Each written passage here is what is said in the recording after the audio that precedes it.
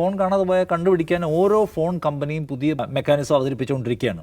അത് വെച്ചിട്ട് തന്നെ അവർ സെല്ല് ചെയ്യുന്നവരുണ്ട്. നിങ്ങളുടെ ഫോൺ ഐഫോണിനൊക്കെ അത് പ്രത്യേകമായുണ്ട്. ആൻഡ്രോയിഡ് ഫോണുകൾക്കെല്ലാം തന്നെ ഇപ്പോൾ ഫോൺ ട്രാക്ക് ചെയ്യാനുള്ള സംവിധാനങ്ങൾ അവരവരുടെ ഒരു വിൽപ്പന സംഗതിയായിട്ട് തന്നെ വെച്ചിട്ടുണ്ട്. പിന്നെ ഇപ്പോൾ എന്താ എടുക്കാം, ഇന്ത്യയിൽ ആകമാനം ഇത് വലിയ ഗുരുതരമായ പ്രശ്നമായിട്ട് മാറിക്കഴിഞ്ഞിട്ടുണ്ട്.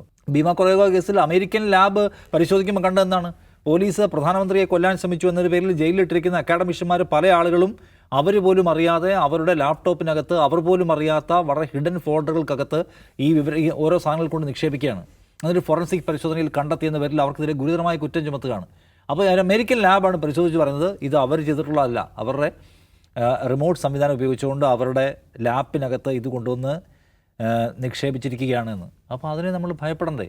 ഇപ്പോൾ ഈ ആക്സസ് എന്ന് പറഞ്ഞാലേ ഒരു കാര്യമുണ്ട്. ഇപ്പം ഈ സെക്യൂരിറ്റി ഇഷ്യൂസാണ് ഇവർ പറയുന്നത്. സെക്യൂരിറ്റി ഇഷ്യൂസിനെ മറികടക്കാൻ ഇവിടെ വേറെ എന്തെല്ലാം നിയമമുണ്ട്? ഫോൺ കാണാതെ പോയാൽ കണ്ടുപിടിക്കാൻ ഓരോ ഫോൺ കമ്പനിയും പുതിയ മെക്കാനിസം അവതരിപ്പിച്ചുകൊണ്ടിരിക്കുകയാണ്.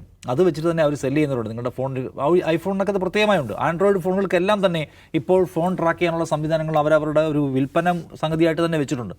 രണ്ടാമത്തെ കാര്യം, ഈ ഫോൺ കാണാതെ പോയാൽ എവിടെ പരാതി കൊടുക്കാനും ഈ നമ്പർ വഴി കണ്ടെത്താനും ഫോണിൻ്റെ ചേസീസ് നമ്പർ എന്തായാലും പറയാം അത് വെച്ച് കണ്ടുപിടിക്കാനൊക്കെ IMEI നമ്പർ ആ നമ്പർ വെച്ച് കണ്ടെത്താനുള്ള സംവിധാനം ഓൾറെഡി ഇവിടെ ഉണ്ട്.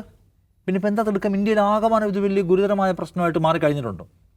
സർക്കാർ ഒരു സംഗതി നിരീക്ഷിക്കാൻ കഴിയുന്ന ഒരു ആപ്പ് തരിക എന്ന് വെച്ചാൽ കുറച്ച് കഴിയുമ്പോൾ ഗവൺമെൻറ് അതിനകത്ത് നിരീക്ഷണം തുടങ്ങും. ഗവൺമെൻറ് നഷ്ടപ്പെട്ടു പോകുന്ന ഫോൺ പിടിക്കാൻ മാത്രമല്ല നിരീക്ഷണം തുടങ്ങും. ഒരു ഘട്ടം കഴിയുമ്പോൾ ഗവൺമെൻറ് മാനിപ്പുലേഷനിലേക്ക് കിടക്കും.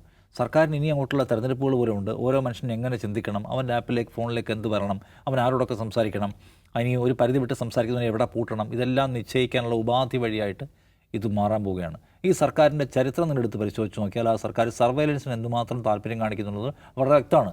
നരേന്ദ്രമോദി ഗുജറാത്ത് മുഖ്യമന്ത്രി ആയിരിക്കും മുതലുള്ള സ്നൂപ്ഗേറ്റ് എടുത്ത് നോക്കിയാൽ അദ്ദേഹത്തിൻ്റെ വഴി നമുക്കറിയാവുന്നതാണ്. അതുകൊണ്ട് ഇത് ഗുരുതരമാം വിധം പൗരനെ പിടിച്ചു മുറുക്കാനുള്ള പരിപാടിയായിട്ട് വരികയാണ്.